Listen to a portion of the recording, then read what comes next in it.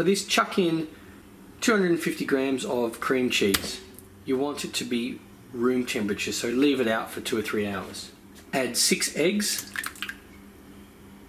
Add half a cup of sugar. About a teaspoon of vanilla extract.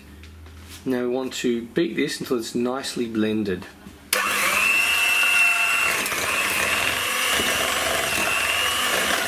Now get a little frying pan or a large one, heat it up, put some oil or butter down, put the batter straight in.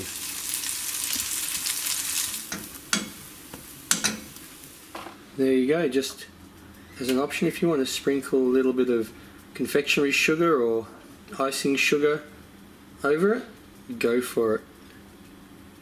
Cheesecake pancakes, you can't beat it.